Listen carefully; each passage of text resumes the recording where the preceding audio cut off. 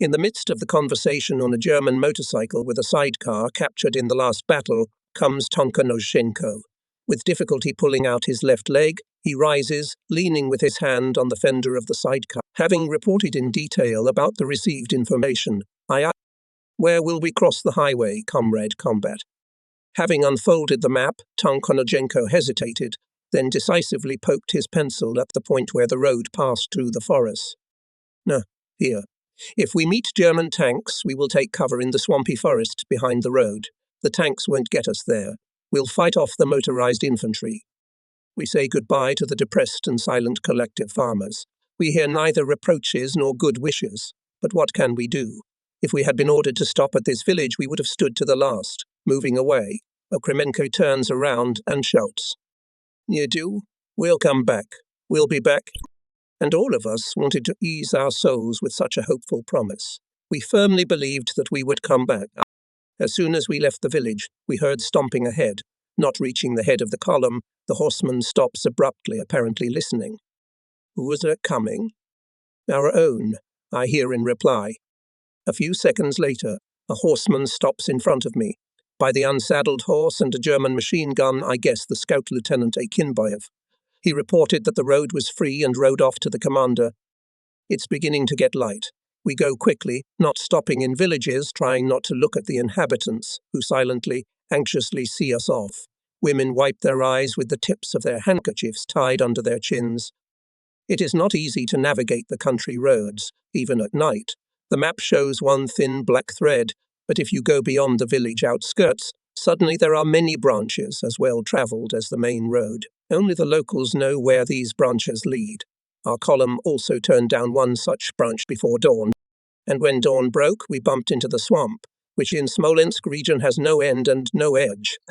While I twisted the compass and mapped this way and that, Okremenko brought me a tall guy. "Fedya, I was surprised. How did you end up here?" I decided to make my way to Smolensk. Behind Fedya's back was a tightly stuffed canvas sack. He's a thrifty fellow, I thought. He had packed himself thoroughly for the journey. I was glad that Fedya knew well all the places around and could lead the company with his eyes closed, so I asked him to show the way. With the guide, we crossed the Rudnya-Ponizovi highway without any adventures. When after 3 or 4 kilometers came to the next one, from behind the turn suddenly jumped out 3 motorcyclists with sidecars, probably reconnaissance. Lieutenant Voronov, who was lying by the roadside with a group of soldiers, was not confused. None of their 6 shots were wasted. All the Nazis were killed dead, and our armament was replenished with automatic rifles and 3 rifles. Fedya took possession of one of the rifles. In the motorcycles we found a stock of ammunition and 3 dozen grenades with long wooden handles. The unexpected appearance of the motorcyclists alarmed. I gave the order to move away from the road and turning around camouflage. However, no one else appeared on the road.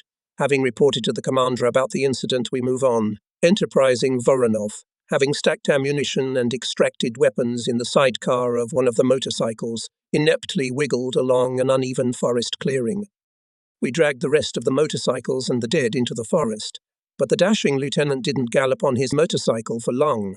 He couldn't brake in time in front of some ditch and flew into it. Fortunately, the nimble Voronov managed to jump off the saddle. When the soldiers pulled out the wrecked car, the lieutenant handed out the captured weapons, put 3 grenades in his belt and followed the soldiers. The July sun rose high above the horizon. We are standing at the edge of the forest. In front of us is a huge open field sown with rye or wheat. It is hard to make out from afar.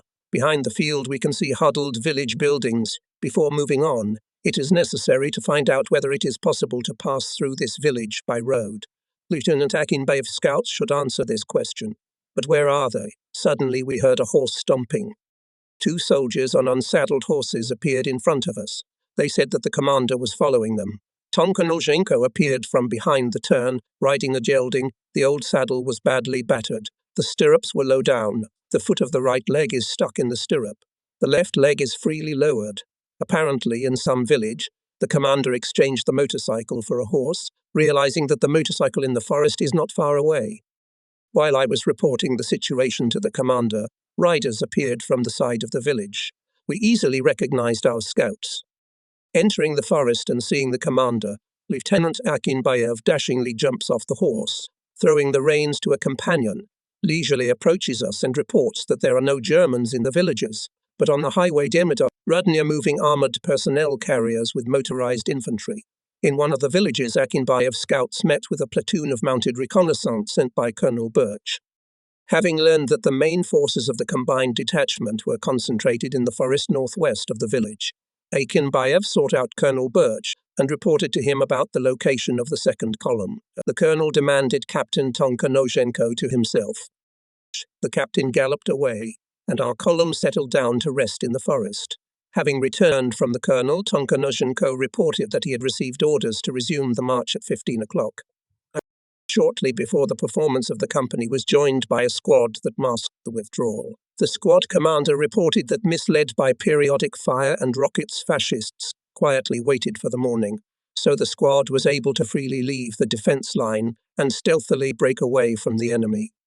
And here we are retreating again. The marching order is slightly changed. In the head of the column, commander put forward the first company. It is much easier and quieter to go in the middle of the column. Immediately felt that the weight of responsibility fell off my shoulders. Now you can relax. I walk ahead of the company, enjoy the silence, but not for long. I heard the rumble of a motor. I raise my head and see an old acquaintance, a two-tailed frame. Having missed the departure, the Germans are now looking for us. Tonkanozhenko expressed the fear that aviation reconnaissance, having informed his headquarters of the direction of movement of our forces, would help the mobile fascist units that had broken through to Demidov to reliably close the highway, which we would have to cross. Not an hour after the start of the movement, as the Junkers appeared, the forest sheltered us, but no matter how we applied to the terrain, losses could not be avoided. For the first time in this war, I had to endure a fierce bombing in the forest. The forest camouflages well from observation from the air, but to be in it during the bombing is much worse than in an open field. Giant trees fall from the bombs, splinters whistling, digging into the soft wood with a thud. Small trees seem to moan pitifully in pain, almost to the ground, bowing under the pressure of the blast wave.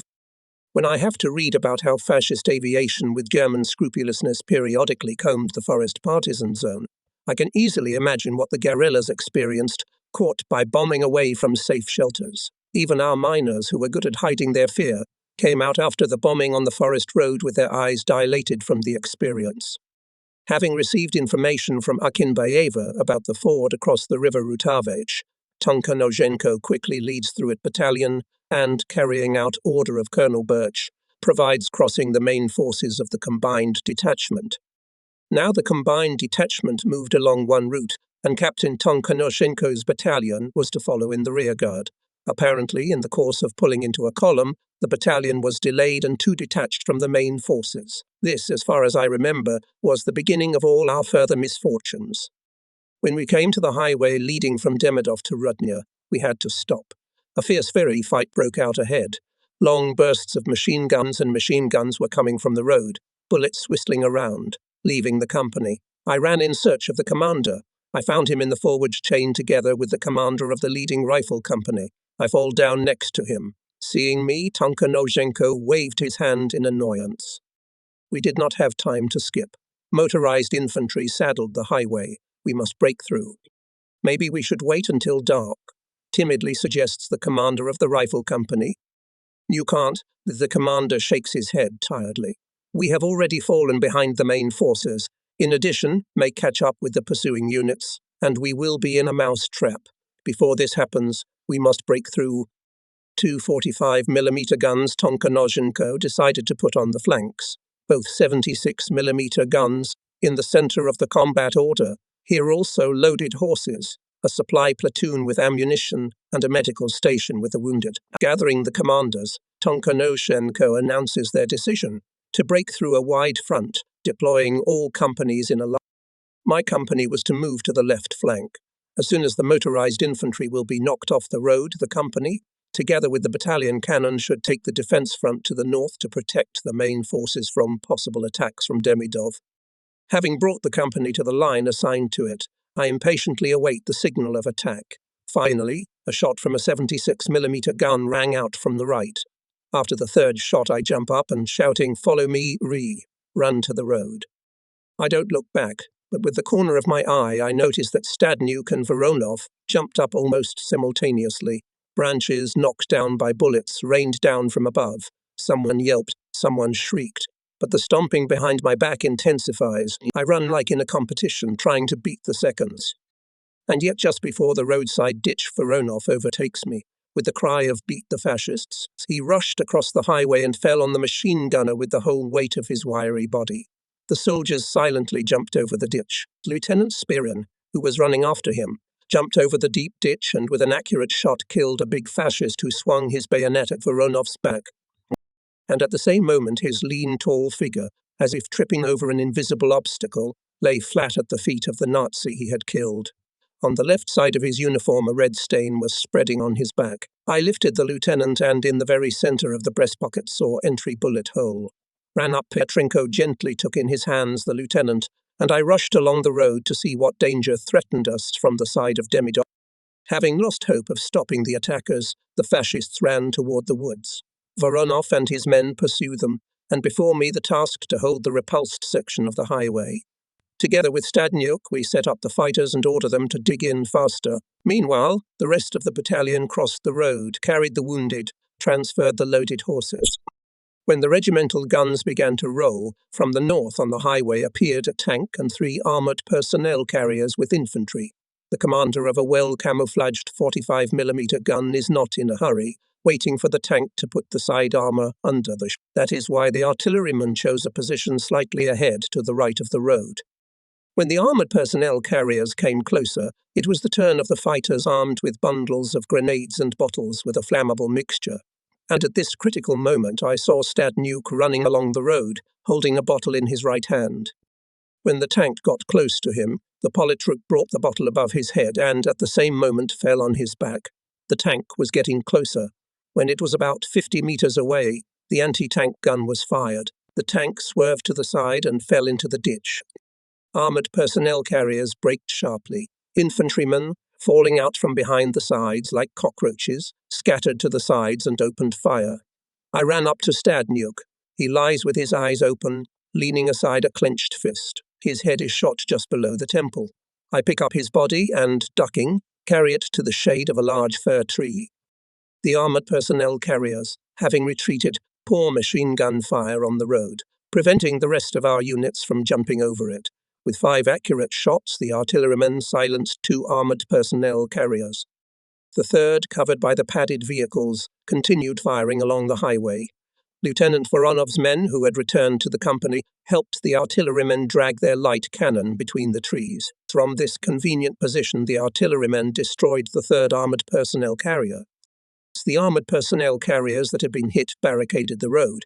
It was favourable for us. The motorised infantry twice tried to attack, but each time the accurate fire put it on the ground. Movement across the road resumed. Finally, a horseman came riding from the commander and passed me the order to withdraw along the route indicated earlier. Lieutenant Voronov and his men helped the artillerymen to drag the cannon. We fought. Mighty Okremenko carefully carries the body of Ivan Afanasyevich, and the soldiers, uncloaked tents, mortally wounded Lieutenant Spirin and soldiers wounded in the legs. We are walking with our heads down. Even Vasil Saroshtin doesn't take his eyes off his soiled boots. I probably don't look any better. Confusion was overwhelming me. My sense of self-preservation told me to get out of the dangerous area as quickly as possible, where our pursuers could intercept us at any moment. What to do with the wounded? I'm still waiting for a miracle. If Okremenko will say that Ivan Afanasyevich is not killed, but only I cannot accept the idea that this wise and soulful my comrade in arms, who supported me in the most difficult moments, will never smile, will not say, "Well, Sasha, despondent, don't be sorry. We, communists, do not need to lose heart. I make a decision to pay my last respects to my battle friend, even if the fascists rush now to attack. Comrades Manton and Naus, comrades, we can't leave the body of our dear Ivan Afanasyevich to the fascists. I propose to bury him here under this mighty pine tree." "That's right, comrade Komrati," Okremenko responds. "Let's bury our dear comrade political officer according to all the rules." And having carefully lowered Stadnyuk's body on the cloak tent spread out by Fedya, he took out a sapper spade and began to trace the contours of the grave vigorously. The fighters rushed to help him. I pulled out of Ivan and Afanasyevich's breast pocket his party ticket and carefully wrapped it in a Kleenex together with my own. Okremenko swaddled Stadimuk's body in a cloak tent, raised it high in front of him and slowly, solemnly walked toward the grave. Everyone with uncovered heads followed him. At the edge of the grave, Okremenko stopped. Voronov and I took Stadimuk's body from his hands. Jumping to the bottom of the grave, Okremenko gently lowered him to the sandy bottom. After waiting for the petty officer to go upstairs, I farewell, our dear comrade, our combat friend and mentor. You honourably, as befits a communist, fulfilled your duty to the motherland. Forgive us for not bidding you farewell with salutes. We will fire these salvos at our enemies. We'll avenge you on the fascists. We swear, came Voronov's metallic voice.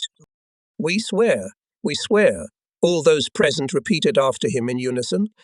Fortunately, the fascists had no time to discover us and prevent us from seeing Ivan Afanasyevich off to his final resting place. We were ready to move when the first shots of our guard were heard. Fierce firing broke out at once. Bullets whistled around. As I listened, I realized that they were firing from 3 directions. Only from the side of the highway was quiet. Apparently, the fascists decided to push us back to the highway and destroy us in the open. I'm ordering us to take a circular defense. Hiding behind the trees, we fired at the attacking fascists. Suddenly, overlapping the shots, Voronov's sharp voice rang through the forest. Notisent, comrades, for our political commander, for our comrades in the fascists. Zalpum pli, botchapum pli, zapoma. The heavy fire forced the Nazis to retreat. Convinced that we are trapped, they waited. It was not difficult to guess that the main forces of the attackers are attacking from the east, from the forest, through which passes our way to their own, and from the north and south single machine gunners, camouflaged in the shrubbery, trying to make more noise. Realizing this, I run over to the tree behind which Sergei Voronov was hiding. Seeing me, he casts a questioning look. We need to drive the machine gunners away. He pointed to the south. Take Lysov, Brashenko and Act. We'll follow you. Nodding, Voronov promptly ran over to Lysov. Then they, together with Brashenko, hide in the thick shrubbery. While Voronov's group was infiltrating in the rear of the machine gunners, the fascists launched a new attack. We responded with calculated single shots. Having made sure that we were in place, the Nazis quieted down. There were closer machine gun bursts. I realized that Voronov's group began to act. Having set the task to Senior Sergeant Polivoda, who with a group of mortars was to cover our maneuver, I, with artillerymen and soldiers carrying wounded, cautiously moving south. Passing 2 kilometers, I turn sharply to the east, and soon our detachment deepens into the swampy forest. Now the swamp is the main danger. However, this time Fedya helps us out as well, as he easily avoided the ruinous areas according to the signs known to him. On the way, Petrenko approached me and whispered in my ear, Lieutenant Spirin died. We make the first halt. We clarify our forces. We are left 25 people. With tenderness I consider red and tested comrades, cold-blooded and silent Voronov, stern and adamant Partoglisovy, cheerful Seroshtin, on whose body there seemed to be no place not hit by a bullet or a splinter, staid and imperturbable Polivoda, Brashenko, still troublesome Oremenko, Petrenko, Vostrikov, Shlevko, hilarious Susik with an invariable telephone set on his side. Sensible not by age, Fedya tries to hide behind Okremenko's back. And my orderly Misha Stogov, because of a deep abrasion in the whole back, has to keep his duffel bag and weapons in his hands all the time.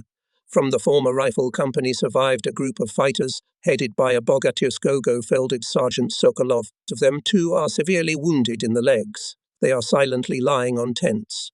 A caring Petrenko is tending to them. A few steps away lies the body of Sergeant Sokolov, and several soldiers dug a shallow grave, which immediately filled with water. Everyone silently crowded around it, bowing their heads low. Sergeant Sokolov carefully corrected the cloak tent, which wrapped the body of the lieutenant, sadly looked at the soldiers of the rifle company. From our 3rd rifle company, there are 9 men left alive, he said in a quiet, sad voice. Today we say goodbye to Lieutenant Spirin. He is the only son of his mother. And let whoever remains alive among us inform her of the fate of her son. I have her address. Turning his face to the dead, the sergeant quickly brushed away a tear with a deep heartiness. Addy, Goodbye, our dear commander. May the Smolensk earth be at your rest. After the funeral, Sergeant Sokolov scratched with a bayonet rank, surname, name and patronymic of the dead lieutenant and his helmet, and carefully put it at the headboard of the grave. Our composite company was now replenished with 3 Stedf artillerymen. With interest, I look at the variegated armament of the soldiers. Some of them, in addition to rifles, have trophy automatic rifles, which is very useful. We got a lot of trophy ammunition. However, there are only 2 shells for the anti-tank gun, but the gunners will not abandon their 40-50, even if they have to carry it on their hands. After all, we are in a hurry to Smolensk, and there is a great need for anti-tank artillery. Seroshtin and Brashenko, besides small arms, took a heavy mortar barrel with a tripod. The soldier who dragged the base plate was killed in the firefight. To the great joy of Seroshtin, the artilleryman, having seen the suffering of the mortarmen, tied the mortar barrel to the cannon bed. Having chosen a place drier and leaning against the trunks of mighty spruce trees, the soldiers took out of their sacks breadcrumbs and German canned food and reluctantly began to eat. Had it not been for my orders, they would not have touched the food. They were Voronov and I are also sitting over an open can of canned food and swallowing with difficulty the pieces of stew melted by the July heat. It was not only fatigue that deprived us of appetite. The tragedy of the situation was depressing. I thought, every day we lose comrades. Now we miraculously broke through the enemy barrier. People are exhausted. And what's next? Where to go? Where to look for our battalion? What's the situation in the Smolensk area? We're walking like blind men. There's a lot to despair about. My miners are turned holding up well, but on the faces of some soldiers from the rifle company is written despair. My thoughts are interrupted by Lieutenant Voronov. In what direction shall we go further, Commander? Judging by the names of settlements, which Captain Tonkonzhenko pointed out to me for orientation, I answered, looking at the last sheet of the map. Our battalion should follow north of the Vitebsk Highway to Smolensk, so we can't deviate from this route if we don't want to lose hope of catching up with our own. And what if ours come out on the Vitebsk Highway? They won't, which I confidently objected. Combat warned us not to turn off on the highway. I see, agreed Voronov. So we'll stick to the next route. Voronov listed 5 or 6 villages and exclaimed with annoyance, "This is where my map stops. What points will we go through next?" Neither, we will choose a route based on the situation. We should talk to people before the performance, suddenly suggested Voronov. Yes, I agreed, We should tell them. No sooner had I finished my thought than excited exclamations were heard from Sergeant Sokolov's group. What to expect, Comrade Sergeant? I heard a thin voice rattling with resentment. The fascists almost nailed us here while we were doing the funeral. It'll be even worse from now on. The Germans, they say, are already approaching Moscow. Who told you that? Roared the indignant Sokolov. I'll tear out my fucking tongue for such nonsense. Tell me? Yes, they say. The tall, thin fighter squeaked uncertainly in a thin voice. Saying you're at, Sokolov bounced indignantly. They say chickens are milked in Moscow. For crying out loud, let's go to the lieutenant. Sokolov grabbed the stubborn fighter by the collar and dragged him like a parent to a guilty son. What's the matter, Comrade Sergeant? I hurried to meet him. What happened? Yes, Comrade Lieutenant. Sokolov released the collar of the soldier's uniform and pointed his finger at the offender, the soldier Nakalkin. Not Nakalkin, but Makalkin. Well, Makalkin. Sokolov got angry. So this Makalkits persuaded some of them to separate from the squad and make their way on their own. Traitor. The sergeant glared at him threateningly. And I'm not a traitor. Makalkin's squeaky voice rang out on the highest note. I didn't persuade you to go to the Germans, but to our own. Why do you want to separate from the detachment? Makalkin glared at me and squeaked angrily. Because such a bunch of stealthily slip to their own will not be possible. Again, we will be nailed somewhere, but singly or 2 or 3 people we will slip through invisibly. Listening to the fighter, I was convinced of the timeliness of Voronov's proposal to talk to people. I was not worried about my miners. They could not be dragged away from each other by force, although a heart-to-heart talk would not be superfluous for them. But for the new fighters whom I knew little, such a conversation was extremely necessary. Not all of them, as it seems. I have won the trust. Some of them, apparently, were not sure that we young lieutenants would be able to lead them to their own. Having commanded everyone to come to me, I said, "Moo, comrades." Now fighter Makalkin admitted that he would like to break away from the detachment and sneak to their own alone or two or three. "Near is a hero," Serashtan exclaimed in surprise. "Yes," I confirmed, "there is one among us. I must warn you that we represent a military unit of the Red Army, and I am your commander. As in any military unit, failure to comply with the order of the commander is a violation of the military oath. In other words, a crime. The special situation in which we find ourselves gives me the right to take any measures to suppress the crime, up to and including execution." I asked the soldier Makalkin to take this clarification into account. However, all this I said in the order of information for those who still do not know well the laws of wartime. The main thing is that it is more difficult to get to our own men alone. Any fascist patrol can intercept them, and we, the commanders, know the route better than any of you. And don't panic, comrades, as Makalkin does. We are on our own land, so we will boldly go on it. And if the fascists try to stop us, we will beat them, as we have beaten them so far, despite their numerical superiority. After all, we are fighters of the Red Army.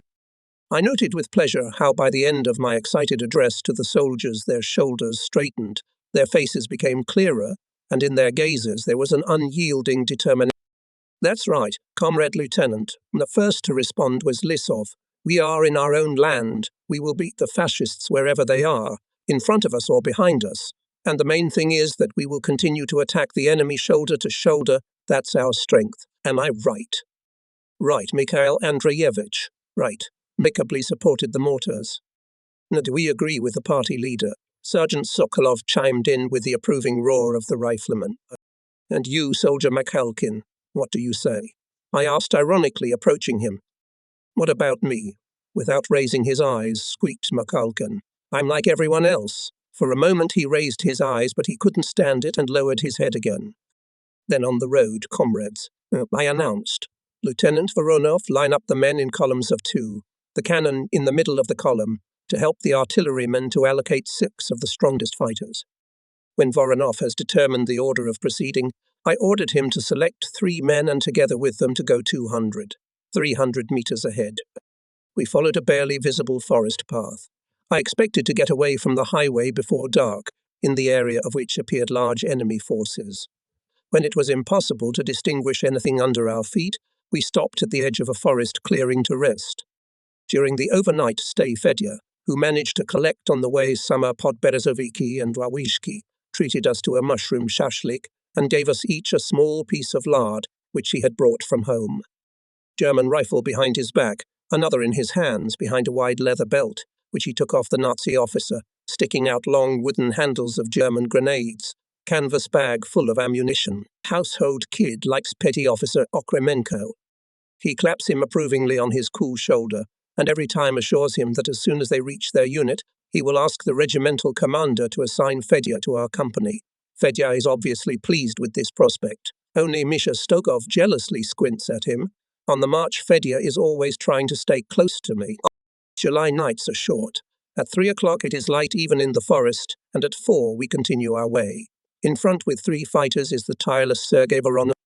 The second day of our wanderings through the forest and swamps of Smolensk was coming to an end. By evening we entered the spruce forest. We were surrounded by tall, mighty spruces, and although it was not late, it was already dark under their mighty crowns. I looked for a place to sleep and decided to send Okremenko and his men to the nearest village for food. At last the trees seemed to split apart and a gap appeared. We came to a clearing, on the edge of which we intended to camp. Suddenly a figure flashed in the gap. Voronov was running towards us. "Comrade Comrati, Germans," he whispers in our ear. "There in the clearing." I'm signaling danger. The men froze. Having quietly passed the command to disguise ourselves, Voronov and I cautiously crawl to the edge of the forest. The men who were on patrol are lying under the bushes without moving. It is still relatively light, so I can see German soldiers scurrying around the clearing.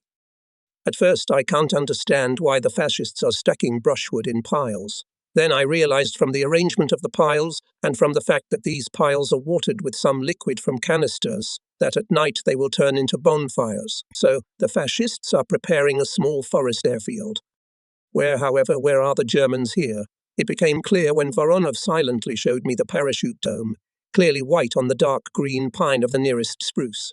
The head group of the paratroopers, I decided. My first thought was to get away from here immediately, to dodge the fight. After all, we must get to Smolensk sooner. And immediately I was ashamed of my attempts to find an excuse for wanting to avoid battle. What shall we do, Lieutenant? I asked Voronov quietly. Attack, he decisively chopped and added, pointing at the prepared fires. We'll destroy them before the reinforcements arrive. Yes, we'll attack, I confirm. And immediately. It is most convenient to get close to the fascists over there where the shrubbery angles out into the clearing. We'll take all the fascists in the crosshairs, open fire on them, and finish off the survivors in hand-to-hand combat. Voronov liked the plan. Split into 6 groups, without a single rustle took the designated places.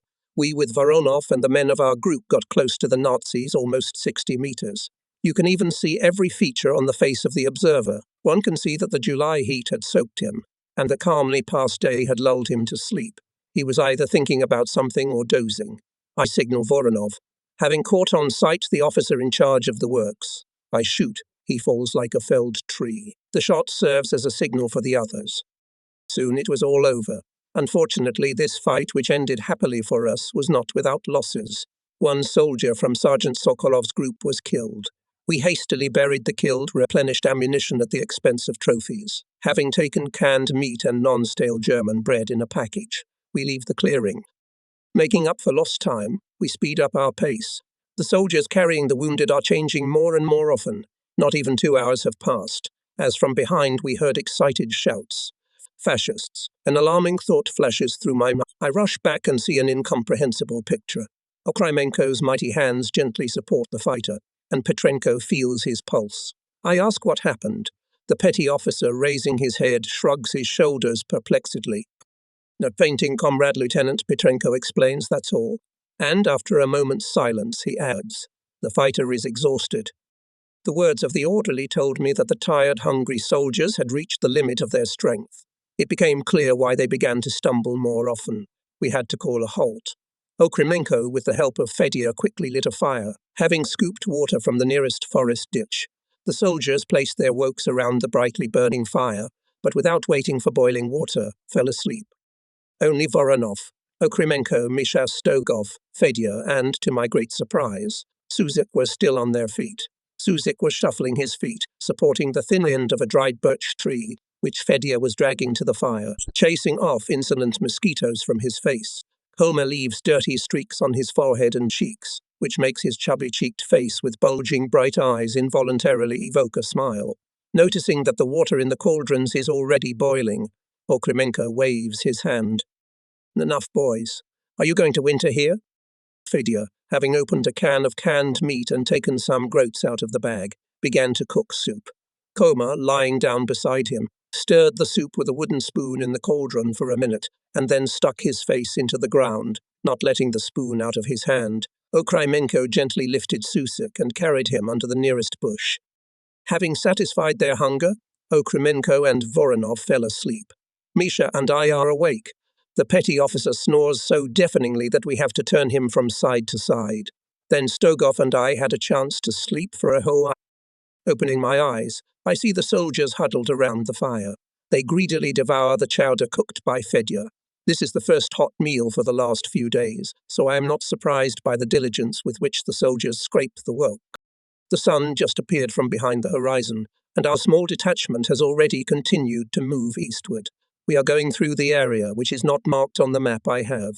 We kept our direction by compass. Suddenly the forest ended, and the floodplain of some river, overgrown with tall grass, already beginning to wither, opened to our eyes. The soldiers, having dropped their helmets and forgetting about the danger, dipped their heated heads into the cool coastal water, washed off the dried dust and sweat from their faces. The Oka is wide and deep, and in the squad, as it turned out, almost half of the fighters cannot swim. It is necessary to find a way out of the situation. People come to the shore in groups and singly. Many fighters and commanders, as well as refugees with bags and knots, have gathered here. Different people, different faces, but on all the expression of endless fatigue and sadness. A grey patina of dust testifies to a long and bitter journey. Some sit or lie on the grass, others hesitatingly walk nervously along the shore. Some, having tied their uniforms with a belt and thrown their rifles behind their backs, swam to the opposite shore. Not far from me was a swarthy, black-haired senior lieutenant with artillery insignia in his buttonholes. Seeing a map in his hands, I approach him. The artilleryman is half lying on the grass, leaning on his arm bent at the elbow. His cap with a black eye patch is thrown near him. Identifying myself, I suggest to the senior lieutenant to cross the river together. Hearing my voice, the artilleryman looked me in the face, and in his eyes I read immense fatigue and indifference. Realizing that he did not hear my words, I repeat the sentence. "I can't, comrade. I can't swim." The artilleryman replies and looks at the map lying on the grass with apparent indifference. I lean over it with curiosity. From north to south, there is a blue thread of the river that blocked our way. I look carefully into the blue winding thread, and with joy I find upstream the conventional designation of the bridge, where we can cross to the other side. And the main thing is that right after the crossing we will get into a huge mass of swampy forest, in which the meeting with the Nazis is almost excluded. Loudly and distinctly pronouncing each word, I offer the artilleryman my version of the crossing. He visibly revives. The irregular, sharp features of his swarthy face light up with a semblance of a smile. "We can try it, Lieutenant." The artilleryman rises from the ground with difficulty, and for the first time scrutinizes me with feverishly sparkling brown eyes. "Are you not wounded?" I was worried. "No." He waved his hand tiredly. "I was covered with earth, so I can't hear very well." Whether because of hearing, or from unwillingness to continue the conversation, artilleryman turns away from me and, limping, goes to the water. Not wanting to bother him, I order Voronov to build people. In an hour or so, we come to the place where the bridge was marked on the map. However, instead of it, we find burnt wooden piles. This is alarming.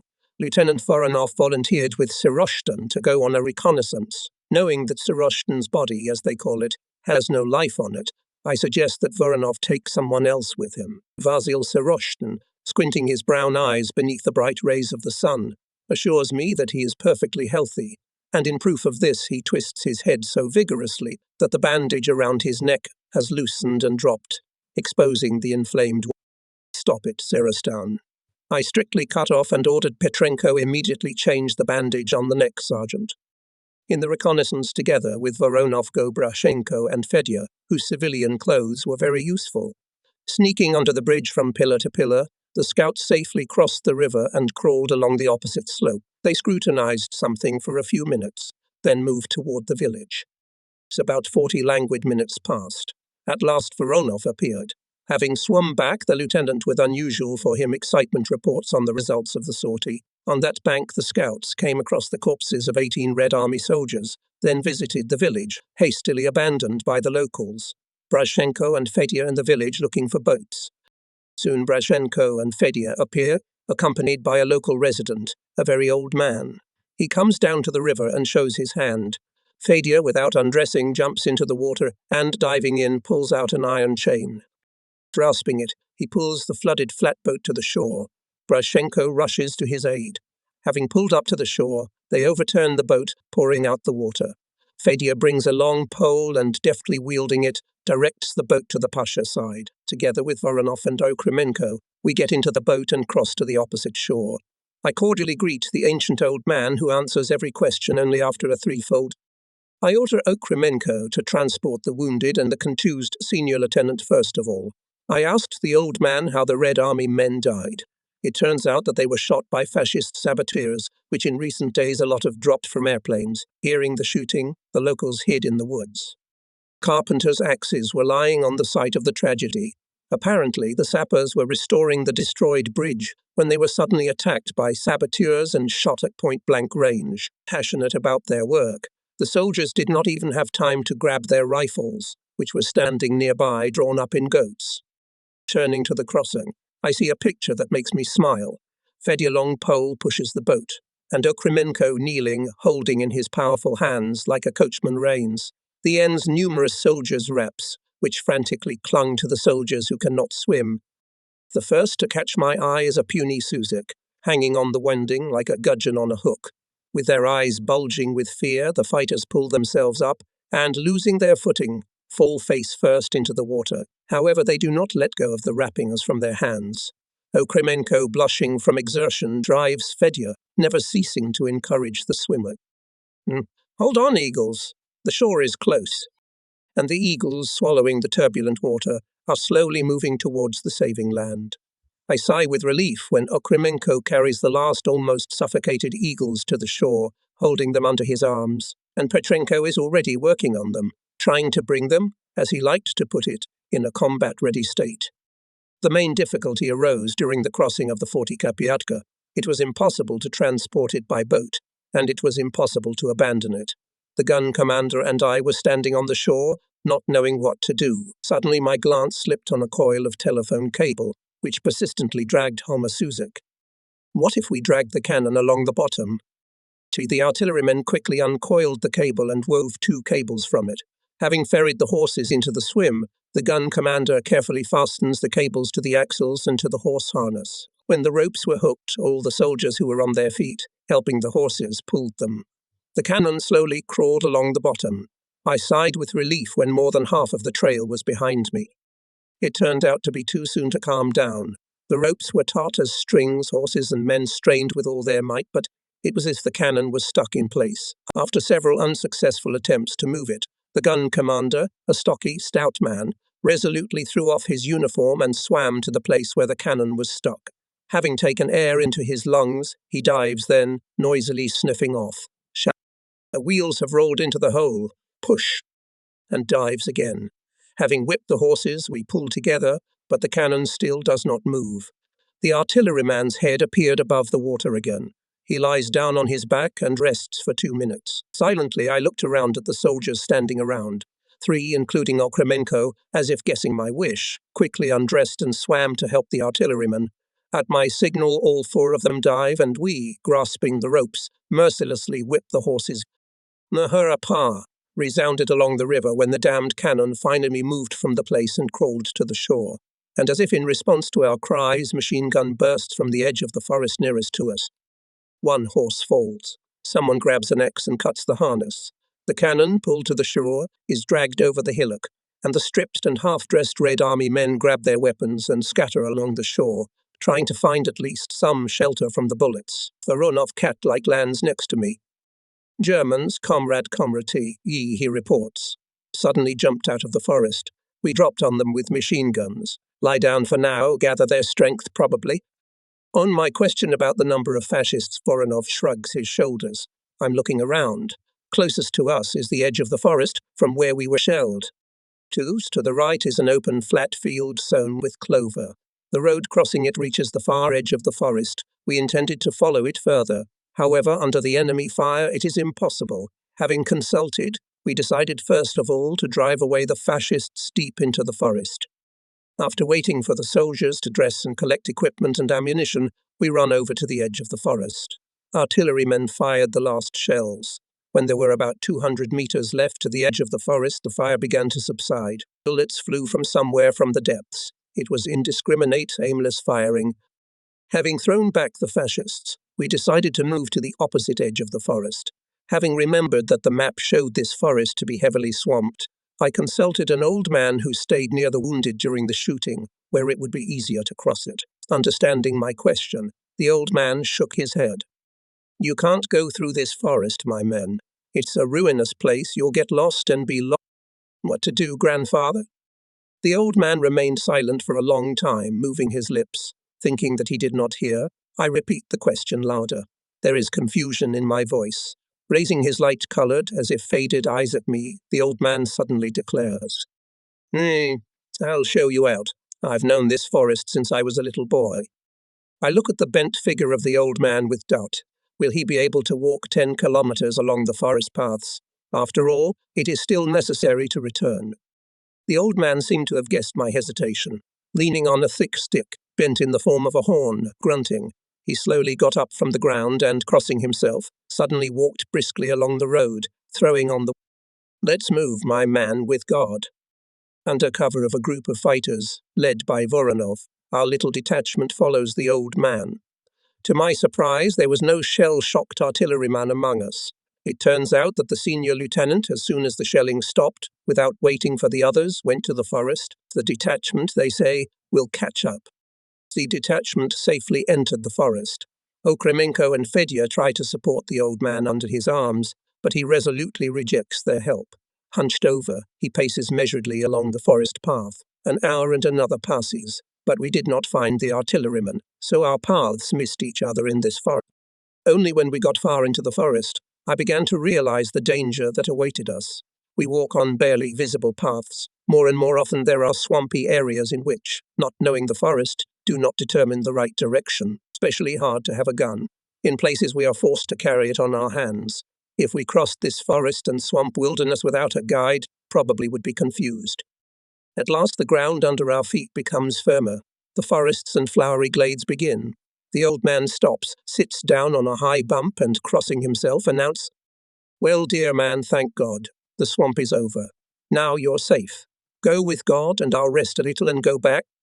We're making a halt. Petrenko is examining the wounded. Okremenko and Fedya quickly build a fire. Having boiled soup, everyone greedily pounces on the food. I put the kettle near the old man and offer to eat. The old man looks incredulously at the aluminum spoon and shakes his head negatively. "You can boil your lips." Okremenko brings a wooden one. Having looked at it approvingly, the old man slowly scoops the spoon from the kettle and carefully tastes the soup with his lips. It seemed hot to him. Putting the spoon aside, the old man waits for it to cool down. Out of politeness, I follow his example. The conversation between us does not go well. I have to shout every word. So, I, my dear man, was a soldier too. It was a long time ago when we fought with the Turks in the Balkans. In the Balkans. I try to correct him. What? In the Balkans, Grandpa, in the Balkans. I shout. That's right, my man, that's what you say. In the Balkans. The old man nods approvingly. We crossed a huge river there, not like you, dear man, today. There were Turks on that bank, and there we were. The Turks shoot and we swim. A lot of our brother went to the bottom to feed the crayfish. God rest their souls. The old man is baptized. But no matter how the Turk raged, we sailed to this shore. The Turk threw himself at us, but we bayoneted him. We fought him off. Later I got a medal for this deed. The old man sighed sorrowfully. We, my man, on the Balkans crossed the rivers, and you now on your native land swim across, but all in the opposite direction. It's not right. I spread my hands in embarrassment. The old man softens. Well, come on, dear man. Let's have a little Nizdayemko. You have a long way to go, and I have 10 versts of soursop to swallow. The old man eats slowly. Bringing the spoon to his mouth, he tries not to spill a single drop on the grass. Under the spoon, he holds a slice of loose German bread.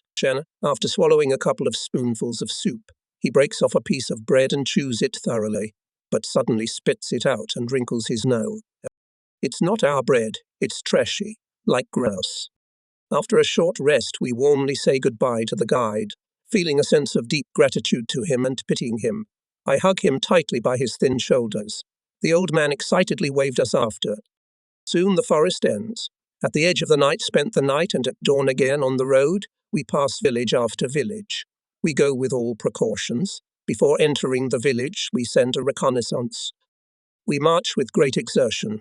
The men carrying the wounded are changing every hour, and yet they are barely on their feet, but not on the third day of the grueling march. About noon, Voronov, as usual, followed in the lead patrol.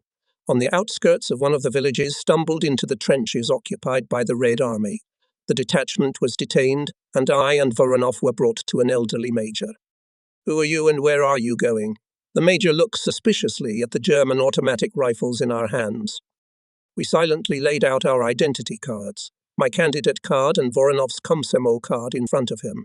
Having carefully read them and checked the photo cards with our dusty and sunburned faces, the major apparently did not find much resemblance between them. He questioned us for a long time, where our division came to the front from, where we unloaded from the train, further actions. Then, leaving us under the supervision of armed soldiers, he went. When he returned, he declared, "We will let your detachment through if you surrender your weapons." Comrade Major, Voronov suddenly burst out. "We will not allow ourselves to be disarmed. We will still need our weapons." "You will, Lieutenant, you won't go anywhere," the major coldly parried. Noticing the sharp look thrown by the major at the German automatic rifle hanging on my pile, I realized what he was most interested in. We had few automatic rifles at that time. Every commander dreamed of getting them for his unit. We willingly used trophy ones. Having strictly asked Voronov not to interfere in the conversation of the elders, I suggest to the major to take away all the trophy weapons and ammunition from us and to keep our regular weapons. Otherwise, what else will we come to our native division with? All right. The major decisively waved his hand. You can take the rifles with you. The rest of the weapons are to be stacked here, at this dugout. When we handed over the trophies, the major gave us an order to go to the headquarters of the 19th Army and to send the artillerymen together with the cannon to Smolensk. He explained that Nazi tank and motorized divisions had stormed into Smolensk. A small force of Soviet troops who were in the Smolensk area were attacking the Nazis in an attempt to dislodge them from the northern part of the city. They are in dire need of anti-tank artillery. With regret, I bid farewell to my beloved, steadfast and imperturbable sergeant, who had travelled a difficult road with us. However, there is no harm without good. Without the gun, our small detachment has gained even greater mobility. Now it was not difficult to hitch a ride in a few hours to get to the village of Kardimovo, where, according to the major, housed the headquarters of the 19th Army. I asked the major to help send the wounded to the hospital. The major promised to escort them to the nearest field hospital. The next morning we were in Kardimovo. A large village near Smolensk looks lively and noisy, as during a fair.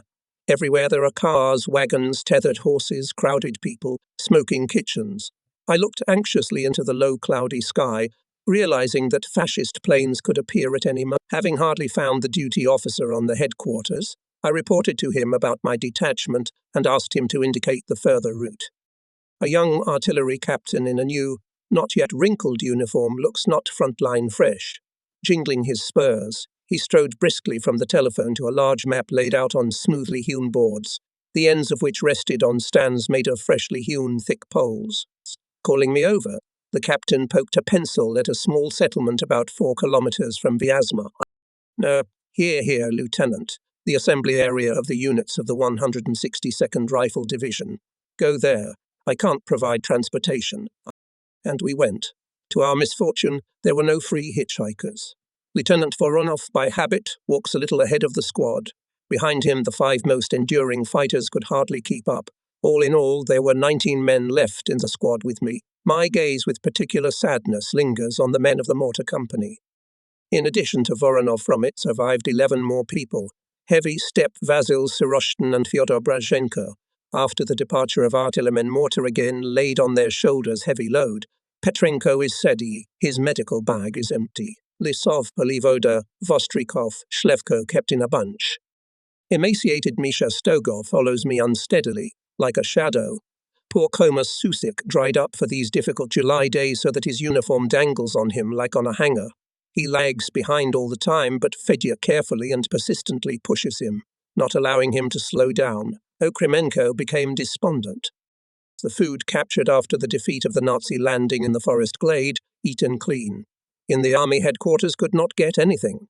The duty officer directed to the commandant of the headquarters, and the latter demanded a food certificate, as if sharing back to our division. We did not waste time in going to the economic instances. And now the caring petty officer, who was always painfully worried when the soldiers did not receive their rations on time, puzzled over where to feed the hungry people. His faithful assistant Fedya suggests to make a halt in the nearest village and asks the board of the collective farm to give us something to eat. We approve his proposal. When I climbed the steps of the house where the village council was located, the door opened and on the porch came 2 men with faces contorted with anger. "What do you want here?" The Toleran, with his hand wrapped in a linen towel, shouted at me. "There's nothing to rob in the village hall. Looters." I was dismayed by this reception, but restraining myself, I calmly replied that I did not understand why I deserved to be insulted. The man with the bandaged hand immediately went quiet. His comrade stepped forward. "My name is Nefedov. I am the secretary of the district party committee. A group of looters in military uniforms broke into the warehouse of the district consumer union and stole a centre of cheese. It's an extraordinary case. I can't imagine that the Red Army could do such a thing. It's clear that it's criminals in disguise." When asked where the robbers had fled, the secretary of the district committee pointed to the road leading to the... They couldn't have gone far. They tried to steal a car, but the policeman wouldn't let them. There was a keen desire to catch up with the looters by all means. Voronov and Okrymenko approved my proposal. I select 9 of the most reliable fighters, and together with the secretary of the district committee, his companion, who turned out to be the chairman of the village council, and 2 policemen, we drive a semi-truck after the criminals. We did not pass 3 kilometers, as we saw a group of Red Army soldiers settled on the lawn, behind which a dark wall towered forest. The car stopped. The secretary of the district committee, with a shout of "they," jumps off the step and resolutely rushes to the lawn. On the way, I ordered Voronov to cut off the marauders' escape route to the forest, overtook the secretary of the district committee and rushed straight to the vacationers. Shout, "No, comrades, what division are you from?" Those who were sitting there grabbed their rifles. Running closer, I noticed scattered heads of cheese, bottles of vodka. 12 men in Red Army uniforms stand in wary poses around a long-legged and long-haired young man. Long strands cover his low forehead, falling over his eyes. Trying to brush them off his forehead, he jerks his head nervously and shouts, "What do you want? What do you want?" I silently continue walking. "Stop, we'll shoot," he shrieks hysterically and commands. "Get ready." I'm trembling with rage and have no idea what I'm going to do, but nothing could stop. Neither the clicking of the bolts of the rifles nor the revolver aimed at my chest. The long-haired man shouts threats with visible confusion, but some unknown force beyond my will carries me straight toward him. When the last step is left between us, I literally suffocate from the vodka stench. "What do you want? What do you want?" he repeats hysterically, waving a revolver in front of my nose. And such disgust seizes me that, without thinking of the consequences, I strike the revolver with all my might. A shot rang out, the bullet whizzed over my head, and the drunken man fell backward with a shriek. I fell on him, losing my helmet from my head, and at the same time losing consciousness from a blunt blow on the back of my head. I woke up from burning warm alcohol, which they tried to pour into my mouth. It was the caring Petrenko spending the rest of his medical supplies on me. "Alive," smiles the secretary of the district committee squatting beside me. "Thank you, Lieutenant, for your help. Can you walk, or can you carry me to the car?" I get up silently. My head is buzzing. It's impossible to put on neither a cap nor a helmet. So many white strips from a shirt on my poor head the Sen instructor twisted. It turned out that I had been treated with a rifle butt and blood was still oozing from a deep abrasion on the back of my head. After stomping around and making sure that I could walk, I headed for the car. I passed the disarmed looters, who were huddled together. Okrymenko was saying something angrily to them. From the explanations of the secretary of the district committee, the picture of what had happened became clear. While all the attention of the drunken company was directed at me, Voronov and his men cut off the way to the forest. And at the moment when the marauders huddled around me, the soldiers surrounded them, and Voronov, having fired a warning shot with his metallic, ringing voice, shouted, "Drop your weapons, traitors." All at once turned toward him, and some big fellow fired at the lieutenant. Fortunately, the bullet, sent by a drunken hand, passed over Voronov's head. Voronov killed the bandit with an accurate shot, and the others, instantly sobering up, dropped their rifles. The first flight of policemen took away the arrested men. The secretary of the district committee and the chairman of the village council left with them. Then a semi-truck brought me, and the fighters straight to a hearty lunch. After lunch, the secretary of the district committee offers to take me to Izdeshkovo station, where, according to him, there is a military hospital. I resolutely refused, saying that I would go with my men to the division. Then he called a truck from the town of Safanov and instructed the chauffeur to take the detachment to Vyazma. We were so tired that we sat down in the car, silently waved to our hospitable hosts and immediately fell asleep. 4 hours later, we arrived at the point near Vyazma. We found the headquarters without difficulty, because everywhere there were arrow pointers to the assembly. To the entrance to the building where the headquarters was located, I encountered a thin and very agile blue-eyed major. After listening to me and looking carefully at our squad, he suggested that I follow him. We entered a spacious, bright room. On the right, at the window, a captain and a lieutenant were leaning over a map spread out on the table. Like a tiger in a cage, a colonel of about 45 was scurrying around the room. Reaching the wall, he practiced movement, as in drill, turns around and quickly steps to the opposite wall, explaining something on the move, attentively listening to his lieutenant colonel, battalion commissar, Intendant second rank and major artilleryman, not paying attention to the entrance. The colonel continues to speak. A significant part of the fighters come to the assembly area without weapons. In short, not soon we will be able to form a fully combat-ready unit. See, Comrade Colonel, the replenishment has arrived, 19 men and all with weapons. The lieutenant brought them. Major pushes me forward. I come up to the colonel and introduce myself.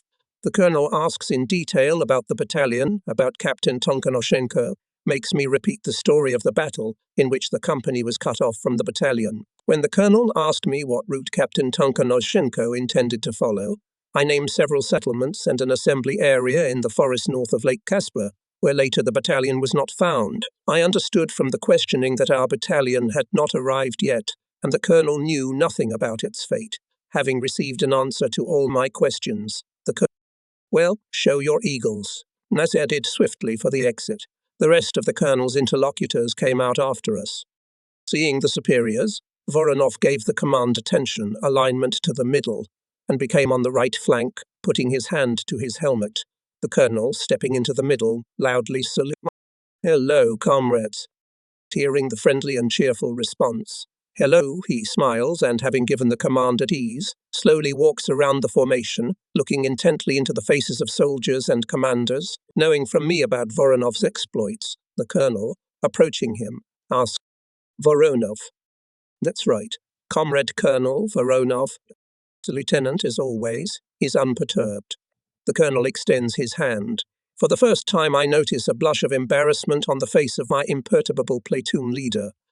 A petty officer, Comrade Okrymenko, reports our brave Nikolai Fedorovich sticking out his chest with a wheel. From embarrassment he called himself in the third person. See, the colonel, looking over the large figure of the petty officer, affectionately patted him on the shoulder with the palm of his hand. "Are the wounds serious?" the colonel asked, coming up to Siroshtan. "Not serious at all, Comrade Colonel," Vasil dismissively waved away. "Just scratches." "Chicks, feed them immediately," orders the colonel to the intendant. "All the wounded to be carefully examined in the infirmary and, if necessary, to be sent for treatment. Laird, Lieutenant, your company, make yourselves comfortable. The commandant of the headquarters will show you the place." I commanded right, and, following the instructions of the lieutenant, who before this saw in the room behind the map, lead his unit to the commandant of the headquarters. On the way I ask who is the colonel who talked to us. "Deputy Division Commander Colonel Birch," reluctantly answers the lieutenant, with all his appearance showing that he does not intend to enter into conversation with a casual acquaintance. Silently they walked to the commandant's company, and separated just as silently. The commandant of the headquarters, a tall, gaunt senior lieutenant, led us to the other end of the street and pointed to a large wooden house with 5 windows. "Place yourselves here. You'll get your rations from the commandant's company commander-in-chief." A young woman greets me and Okrymenko in the hay. "Mother, we have Red Army soldiers coming to stay with us." She shouts, opening the door. We enter the room. A large, thin old woman sits on a wooden bench by the table and sifts through buckwheat groats. The little boy, clinging to the folds of her wide skirt, looks at us curiously. "Hello!" The hostess answers our greeting affectionately. "Come in, little falcons, come into the hut. How many of you will be?" 19, Mum. We have 19 eaters," Okrymenko answers cheerfully. "So where will we accommodate all of you falcons?" The old woman is frightened. "Even half of you won't fit in here." I reassure the old mistress by saying that, with her permission, we will sleep in the barn. This option apparently suited the old woman quite well. She raked the groats from the table and fussed, ordering the young woman to bring milk from the cellar to treat the falcons. Having drunk a mug of milk and bread, we began to settle down for the night, and Okrymenko hurried to the commandant's company for food, having dragged freshly cut grass into the barn. For the first time during the days of wandering, we arranged for ourselves a comparatively cozy bed for the night. Okrymenko brought 20 loaves of puffy white bread.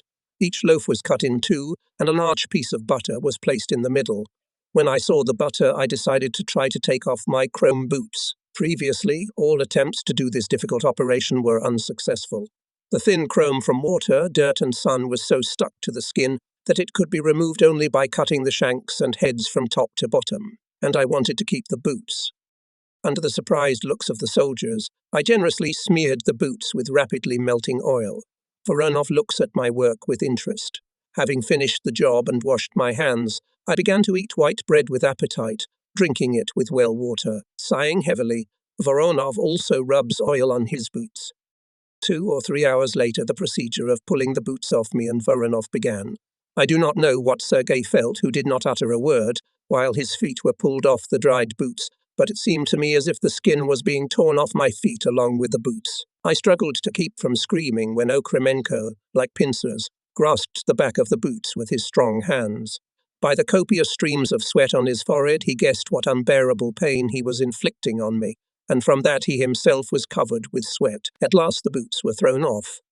Penko, examining his left foot, turned potent sock had decayed and its pieces were glued to the bloody calluses. I was ashamed that I had forgotten about the elementary measures of hiking hygiene which we were persistently taught in the school. This incident served me a good lesson. Petrenko spent at least an hour cleaning the bloody calluses from the remnants of socks and treating the wounds with alcohol. Gritting my teeth, I patiently endured the exaction. The petty officer somewhere got an old galosha, in which I can hardly squeeze my bandaged foot, so I walk like this, one foot in a chrome boot, the other in a galosha. Luckily for me, there are many soldiers and commanders so exotically clothed. Some went without boots for the same reason as I did, others because of a wound, others had their boots sprawled out during long passages and had to put on what was at hand. Rubber slippers, soldiers' boots, galoshes. For 2 days people regained their combat appearance. The soldiers took a bath in the bathhouse, shaved, washed their uniforms.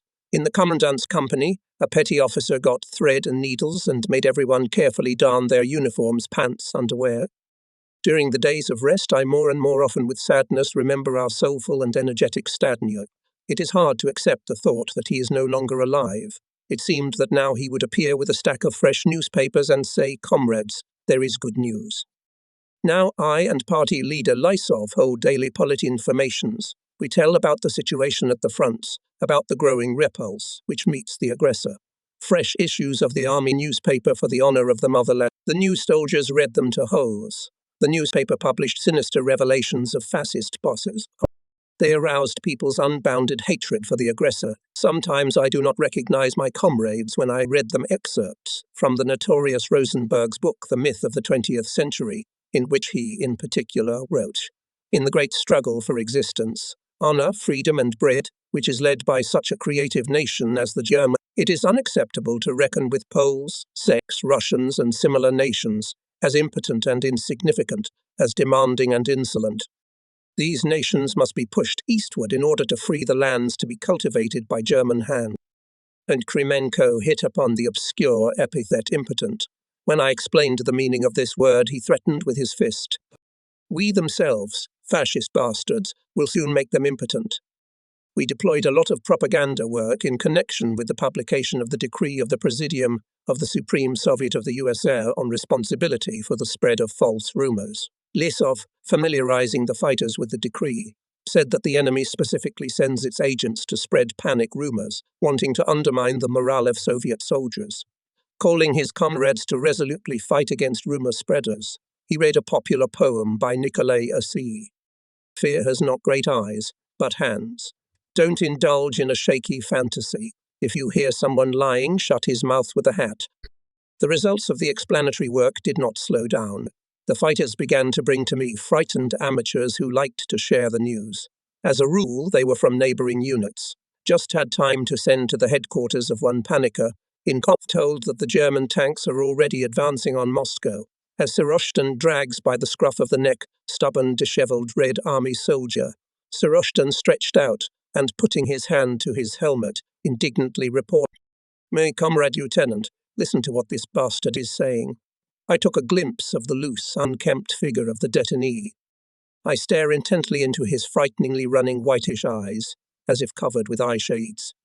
I, too, would like to hear the news you are spreading, as well as to know from what source you draw it. The informer stares intently at the toes of his shoes. Repeating the question, the detainee remains stubbornly silent. Large drops of sweat dripping from his forehead accumulate on the tip of his potato-shaped nose. Running out of patience, I say angrily, Bring this scoundrel to headquarters, Vasil. Report what rumors he's spreading. The Red Army soldier, perking up, casts a quick angry glance at Siroshtin and cries out tearful. No, I'm not lying. He's making it all up. You asshole. Sergeant swings at him, causing him to crouch down in fright. And who has just told our soldiers that all our commanders are traitors, that you viper, personally shot 3 colonels, several captains and lieutenants during the retreat? Ask our soldiers, comrade lieutenant. Mr. Rushton turns to me, his face crimson with anger. Did you really say all this? I ask, extremely surprised by what I heard. The detainee sullenly averts his eyes to the side. I repeat the order to hand over the spreader of false rumors to the headquarters. And in the evening there was an event that confirmed the timeliness of work to increase vigilance. We sat with Voronov in the hut at the table, just had time to swallow a spoonful of buckwheat porridge with milk, which we were treated by caring hostesses, as the door suddenly swings open and into the room quickly enters an unfamiliar infantry captain, followed by Oremenko and 2 soldiers with rifles in front of him. What happened, comrade petty officer? I ask strictly, dissatisfied with the fact that interrupted the but the captain does not let Oremenko open his mouth. How dare you, lieutenant, so dissolve the subordinates? He shouts, sputtering with rage. You'll answer for this. I demand to immediately arrest the petty officer for insulting the senior commander, otherwise you will bitterly regret what happened. Dazed from the unexpected attack, our good-natured petty officer mumbles something inarticulately, more often than usual repeating his favorite flies are eating him. Leaving the table, I approach the bewildered Oremenko, putting my hand on his shoulder. Calm down, Nikolai Fedorovich. Report clearly what happened. Orenko straightens his mighty shoulders and reports with resentment in his voice. Comrade Lieutenant, I'm sorry, but the boys detained them. The petty officer nodded towards the captain. They, eat them flies, went around the village and collected letters from the boys. Such a letter carrier seemed suspicious to us. Since the petty officer nodded at the captain again. The Yas were in our location. I asked to see their documents. They refused and called me a fool. It's a shame, comrade lieutenant, we were acting under orders. Stop the buffoonery, lieutenant, the detainee interrupted wryly. Your Sherlock Holmeses have obviously overdone it, but considering the alarming situation, I forgive them. And I advise you to take measures to prevent such foolishness from happening again. So the detainee's tone, the way he spoke, got on my nerves. And most importantly, this self-appointed letter carrier seemed suspicious. When I approached him, I introduced myself and asked him to show me his documents, arrogantly looking at me. The captain leisurely pulls out a waterproof case from the pocket of his woolen overcoat, pulls out some document and with a contemptuous grin holds it out to me. Your subordinates, Lieutenant, have been overdoing it. I wanted to help them send letters to their relatives as I am now leaving for Vyazma, and your soldiers arrested me instead of thanking me. That's stupid, Lieutenant. I hope, comrade captain. The soldiers weren't rude to you? No, the captain waved his hand condescendingly. They just overdid it, I forgive them. That's good, I concluded. We will now check your papers, and that will be the end of the formalities. The captain's eyes narrowed with anger, but he continued to look at me with a condescending grin. Having opened the document handed out to me, I am convinced that it is almost a brand new party card, issued in the name of Ivan Vasilievich Konkov. I was surprised that the captain presented not an identity card, but a party card, but he explained that he had handed the card to the headquarters for replacement, because it was spoiled during the crossing of the Dnieper. I looked carefully at the party card. Everything was in order, however. The photo is alarming. The party card was issued in 1935, and in the photo the captain looked the same as I saw him before me. Even the uniform was the same.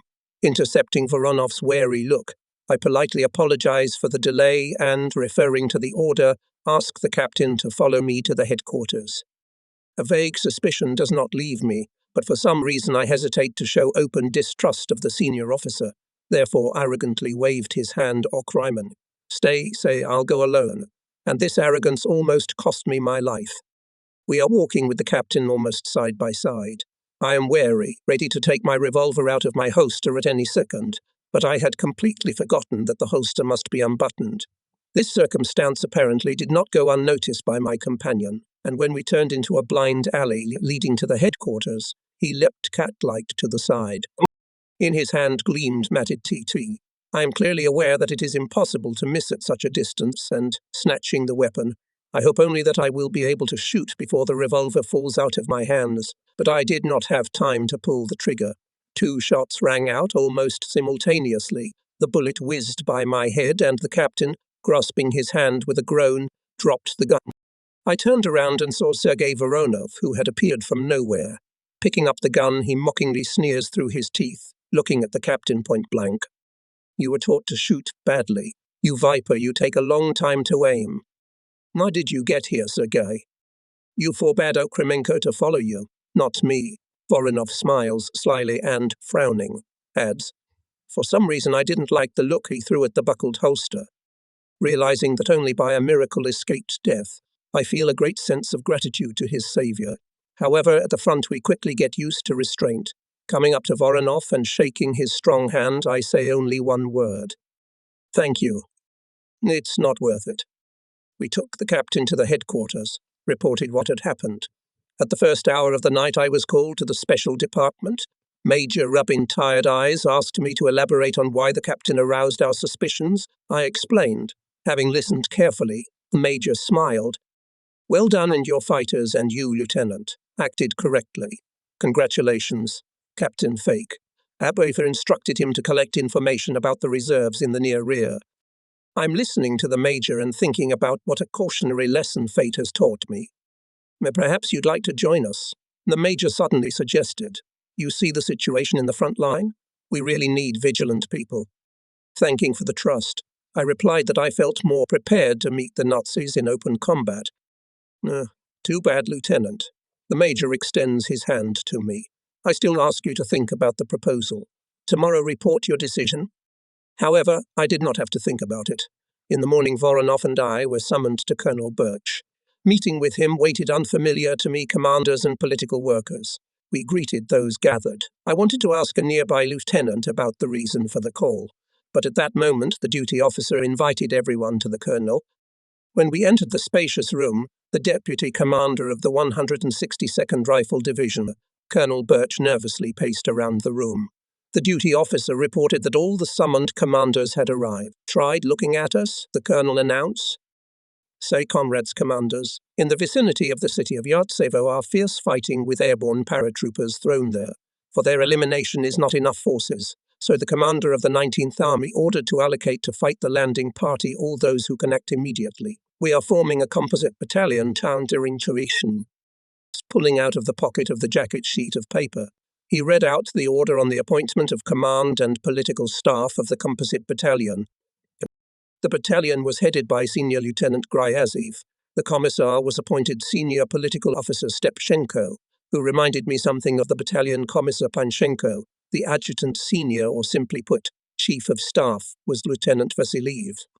The second senior lieutenant, dressed in a baggy-fit cotton gymnasier and exorbitantly wide blue gallifet, became commander of the second company. I had the share to command the first company, Voronov the third. After reading the order, the colonel began to familiarize himself with each of the appointed commanders. Reaching me and noticing on my left foot galoshes, the colonel was surprised. Are you, Lieutenant, in this form going to battle? No. I answered and felt that the colour of shame rushed to my face. I'll wear a boot. Mazzy, can you? In the colonel's voice you can hear distrust. I can. I will. Leaving Colonel Birch, the commander gathered all the commanders and political workers under the awning of the farmyard, looked around, gathered a quick, scrutinizing look of brown eyes. For a long acquaintance, no time, he said. We shall recognize each other in battle. Today until 1500, take the men on the lists as well as receive weapons and equipment. Ready to go 1800. Any question? Questions, of course. There were many. Combat patiently answered them. In conclusion, the commissar of the battalion recommended that before the performance on the campaign necessarily hold a short party and komsomol meetings in the units. When they began to disperse, he handed everyone a pack of issues of the army newspaper and Pravda, which we had not received since the beginning of the war. Without wasting time, I headed for the houses where the first company was housed. A camp kitchen was smoking near one of them. Having found out from a Red Army man who was fiddling near the furnace that the company commander was in the house, I slowly went up to the porch. The door swiftly opened, and in its opening appeared a tall, thin senior lieutenant. After pulling on his new cotton uniform and correcting the slipping waist belt, he politely inquired, "Who are you here to see, Comrade Lieutenant?" Having learned that I was appointed commander of the 1st Rifle Company, he, trying to broaden his narrow shoulders, introduced himself. Senior Lieutenant Panchenko, commanding the 3rd Platoon, and as senior in rank, temporarily acting as commander of the company. Sighing with relief, he added, "Please accept the company. I have a platoon full of troubles. I'm a teacher of Russian language and literature by profession. I'm used to dealing with children, not with large-aged varmints. Just now, the Red Army soldiers did something like this. They took out of the barn the owner's pig, glued to it long bangs of black-painted soot, drew charcoal mustaches on the forehead swastika, and in this form dragged the poor pig to the improvised tribune. The whole company sat down in front of the tribune, and Red Army man Kocherigin began to pull the pig's tail. She, of course, indignantly grunted, then squealed, and the audience, listening to the snide comments of Red Army Yelkin, laughing furiously and applauding wildly. She reminded them very vividly of the caricature of Hitler they had received yesterday. The owner, hearing the desperate squealing of the pig, ran out of the house and raised such a scream. She was offended that her animal had been likened to Hitler. I could barely persuade her not to go to the headquarters with a complaint. For a long time I explained to her what an important propaganda role her pet had played. Papchenko invites me into the house. We enter. A tall, broad-boned old woman, dressed in a black blouse and a skirt with numerous folds, is heating a huge stove. She does not answer my polite "hello, mistress," and silently continues her fiddling at the stove. Still angry, whispers Panchenko and points to the door leading to the second half of the house. "Come in there, we are accommodated." We enter a clean, bright room, in the corner of which stands a high bed with a mountain of down pillows. The floor is covered with homespun doormats, and by the window is a table covered with an embroidered tablecloth. "Here," said Papchenko, nodding at the floor on the opposite wall. "We, commanders, sleep here. If you object, we'll split up into platoons." Having said that together cheerful, I ask to show the list of personnel of the company. Papchenko pulls out of the field bag notebook and, opening, gives me. Sitting down at the table, I study the list, which gave a complete picture of the age of fighters and commanders, their military specialty, the presence of their combat experience. From now on, under my command, will be more than 125 soldiers and commanders, which is 2.5 times more than I had to command in the first weeks of the war. Consequently, the responsibility will increase. 125 soldiers and commanders. A lot of power, and if my new comrades in arms will be as well prepared as mortars, we will still show the Nazis where the crayfish winter. The age of soldiers and commanders ranged from 20 to 30 years old. The most elderly was Papchenko, who was 34 years old. The rest of the platoon commanders were my age. The company's political commander was Stolnikov, whom I had not yet had the opportunity to meet. When asked about the equipment of the company, Papchenko answered without enthusiasm. There were not even enough rifles, and of automatic weapons there was only one handheld machine gun. There were no sapper shovels, no gas masks, no company mortars. All these things had to be obtained, and there was no time. Any minute they could raise the other. Without delaying a minute, I hurry with a list of missing weapons and equipment to the commander. He meets me in a close circle of commanders. From the very lively negotiations, I realized that all the commanders came with similar requests. In all companies, there is a shortage of the most necessary for the battle. Combat reports that he filed a report to headquarters about the lack of weapons and poor equipment battalion. It remains to wait for the decision of Colonel Birch.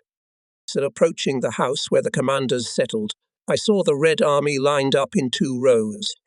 Noticing me, Papchenko shouted excitedly, "Ye please, equal a yes," humble, and slowly, goose-like, not bending his legs, approaching me. "Comrade Company Commander, the 1st Rifle Company is built up with 118 soldiers and commanders. The rest are on duty," and Senior Lieutenant Papchenko reports. I command, "At ease." Papchenko repeats and again adds, "Please."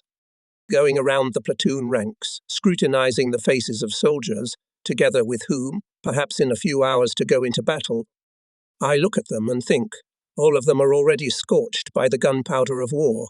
Did the retreat brought confusion in their souls? I meet with direct, firm gazes. In their eyes I notice neither fear nor depression, and I calm down. Your last name, comrade? I ask the blue-eyed Red Army soldier, whose face is frozen with a cheerful grin. Red Army man Sechin. Pulling himself up, the fighter chastises me with a ringing voice. Did you participate in the battles? That's right, and embarrassed added. Mostly retreating. Nothing. I calmed down, looking at the fighter with pleasure, whose slender figure stood out with freshly washed uniforms and clean, shining from tar boots. You, for a beaten man, you get 2 unbeaten men. We shall learn to advance. Frowning, the Red Army soldier quietly, as if sharing a secret, exhaled. I believe in it, comrade commander. Sight of several fighters is irritating. Through the torn uniforms, grey dirty underwear, boots in dried mud, and the expression of their faces, on one hopeless longing, on the other frozen fear. These people have not yet recovered from the shock experienced in the battles. Ordered to take the company to its designated homes, I ask platoon commanders to stay to get to know them better. The commanders of the 1st and 2nd platoons, Lieutenant and Valeshnikov, are similar brave look, excellent military alignment and some elusive grace, usually inherent in good gymnasts. On their handsome figures, even soaked and dusty gymnasts look beautiful. At my request to briefly tell about myself, Kalinin, having spread his powerful wrestling shoulders, with a subtle good-natured grin bounces. I was born in 1921 in a village near Ryazan, graduated from an incomplete secondary school and few. District Komsomol Committee sent to the military infantry school, released in June 41st, and on July 11, as part of the 501st Infantry Regiment, arrived at the front near Vitebsk. A week ago I came out of the encirclement. That's all my biography. Hoping to get any information about the fate of our 720th Rifle Regiment, I asked Lieutenant Kalinin to tell more about the battles near Vitebsk, but he reported a little. The regiment boldly attacked and chased the fascist infantry, but the next day, under the onslaught of tanks, was forced to withdraw. During the battle, the company, which included Lieutenant Kalinin's platoon, was cut off and pressed to the river. Soldiers and commanders fought to the last cartridge. Those who survived tried to swim across the river under heavy enemy fire. Only Lieutenant Kalinin and 5 Red Army men of his platoon managed to reach the opposite bank. About the 720th Infantry Regiment he knew nothing. From Lieutenant Valeshnikov, words had to pull out, like nails pincers. He speaks slowly, thinking about each word. Where did you study, Comrade Valeshnikov? At the Kiev Infantry School. When did you graduate? In June of the 41st. Were you in combat? I did. What unit did you command? Nichus. Rifle platoon? During the conversation, political officer Vadim Nikolaevich Stolnikov came up and threw questions at the lieutenants. When Valeshnikov could not recall the name of one of the communists, Stolnikov's tanned, handsome face darkened. Oh, how could it be so? After all, the communists and Komsomol members are the backbone in the battle. You should know each of them as yourself. When Stolnikov ran out of questions, I briefly tell about myself. Then it's the political officer's turn. He, as if apologizing, said that he had not yet participated in the battles. I graduated from the military political school in 1940. He worked in the political department of a rifle division. The conversation is interrupted by the sudden appearance of my mortarmen, who were brought by Petty Officer Okremenko. At his command, they rearranged themselves into a single line and emphasized youthfully stretched out under the surprised looks of commanders. So, Comrade Komroti, the personnel assured to you has arrived to receive instructions, shouted Okremenko, approaching me with a regimented step, smoothing his wheat mustache with both hands. He looked at me point-blank with unblinking light blue eyes, in which glowed anxious expectation. I was confused.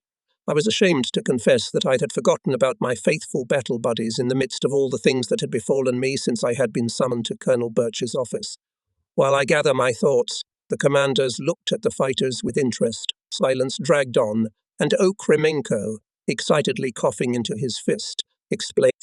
My lieutenant from headquarters, eat his flies, said that all of us be. Petty officer waved his hand at the attentively listening mortar men, transferred to the reserve. And you another company take us to you. See, a wave of gratitude swept over my heart. I approached the mortars and looked fondly at their excited faces. Sidor Petrenko, who was standing right flanking, is absent-mindedly going through the strap of a sanitary bag. Having met with the reproachful look of the sanitary instructor, I turned my eyes to Senior Sergeant Stepan Polivoda, in whose grey, tired eyes I read, "You can't abandon your comrades in arms, Lieutenant." His neighbour Vostriakov puffs up his already puffy cheeks resentfully. Fyodor Brachenko stretched at the seam's unusually long arms, sniffing duck nose. Swarthy face Lysov, on which hard particles of coal dust left indelible traces, as always, calm, and his eyes as if to say, "Well, where are you without us, Commander?"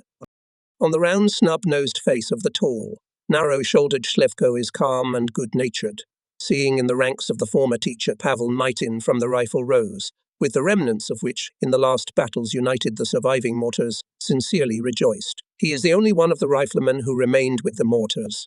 Meeting his gaze, I smile at him in a friendly manner. I definitely like this intelligent man who did not lose his composure in the most difficult moments of the battle situation. But I am especially happy about the prospect of getting a fighter in the company who can speak German. My faithful orderly Misha Stogov expresses his resentment, drilling an angry look at the ground beneath his feet. Only little Koma Susik, putting his skinny hands on his invariable field telephone, looks at me with a childishly open smile. The ridiculous clothes of Fedya, who stood last, involuntarily makes me smile. He is wearing homemade striped pants, tucked into ineptly twisted windings and huge soldier's boots. His broad shoulders are encased in a soldier's uniform with cavalry buttonholes. It is obviously too small for this rich man. His large hands stick out ridiculously from the short sleeves. The collar is not buttoned. It seemed that Fedya was afraid to inhale a full breath. It was possible that his uniform would come apart at the seams, and on his head he still wears a homemade cartouche made of brown cloth. Only above the visor a red star is shining. In this form, Fedya looks like a Civil War anarchist, as they are often shown in movies. "Who dressed you up like that?" I wondered. "I did it myself," Fedya replies haughtily. "Comrade Okremenko." I try to speak as sternly as possible. "Why hasn't Fedya been transferred to the headquarters?" "They won't take him. The flies are eating him. They told him to go to Vyazma and apply to the military enlistment office there. Those bureaucrats." The good-hearted petty officer angrily waved his hands. "I'm looking in vain for Sergeant Seroshnin. He's not here." As if anticipating my question, Okremenko sadly informs me. "And Vasil was taken away to the infirmary." Having once again carefully looked at my comrades, I sigh deeply, involuntarily recollecting in my memory a short but difficult and dangerous path travelled together with them. I cannot accept the idea that I will have to go into battle without my tried and tested combat friends. I will not part with them, by all means to achieve that they were included in my new company. When I told about the trials that fell to our share, Stolnikov hotly exclaimed, "I'm with you, Commander. I will go to beg the commander to include these young men in our company." Gave detailed instructions to platoon commanders on the preparation for the upcoming battles. I let them go. Remembering Papchenko's irregular manner of giving a command, I stop him and say that the word please when giving a command sounds ridiculous. "Sorry, please." He replies with an embarrassed smile, force of habit. This word pops out beyond my will. The political officer and I hurry to the commander. Senior Lieutenant, having listened to our request, resolutely refuses to go to Colonel Birch, saying that he will not allow to transfer mortars to shooters. Stolnikov reasonably objects that among the men of our composite company there are even sappers and artillerymen. After much persuasion, the commander gives up and promises to solve this issue. Considering the inclusion of mortar men in the company matter resolved, Okremenko developed a flurry of organizational activity, completely pushing the staid Sergeant Vostokov from the duties of company foreman. The latter obediently follows the energetic Ukrainian and unconditionally agrees with his orders. Soon the economical Okremenko got 3 thermoses filled with gasoline, heaped various glass containers, and organized the production of homemade anti-tank mines. Having learned that the commandant's company foreman was also Ukrainian, Okremenko visited him and soon brought a pile of various worn-out uniforms, which came in very handy. Fede's uniform and pants were matched to his height, only there was no cap for him. Instead of a capo, Kremenko put a huge helmet on his head, in which Fedya looked like an experienced soldier. In the rush of preparations, we completely forgot that the fate of mortars is not yet known. Therefore, the appearance of a messenger who passed the order to me and the political officer to come to the commander caused anxiety. What if the refusal? How will I announce it to my battle buddies? Chasing away anxious thoughts, I almost ran to the house where the commander was stationed. Stolnikov barely keeps up with me. Having fallen into the hut, I silently call and stretch out in anticipation. Combat, apparently realizing the reason for my excitement, with a smile announces, "Lieutenant, all mortars remain in your company. The colonel has granted the petition. Only mortars," flashes in my mind, and Mitin and Fedya. After all, about them I forgot to report to the commander. When I told about Mitin, the commander waved his hand decisively. One more, one less. What difference? After some thought, the commander allowed to leave and Fedya, ordering to enroll in the list of the company with the exact address of relatives. Little or nothing can happen in battle, he explained. We can't let his relatives not know about his fate. As soon as we complete the task and return to the division, we will submit the necessary information about him to the headquarters. I returned to the company. I am glad that to meet new challenges will go shoulder to shoulder with proven battle buddies. My message on the agreement of Colonel Bircher to enroll mortars in the composite battalion, they met with jubilation. Meanwhile, it got dark outside. The night silence is occasionally broken by the shouts of sentries. We should at least get some sleep. Having made sure that the missing weapons were received and distributed, that the company was provided with ammunition, that people were fed, I announced stand down.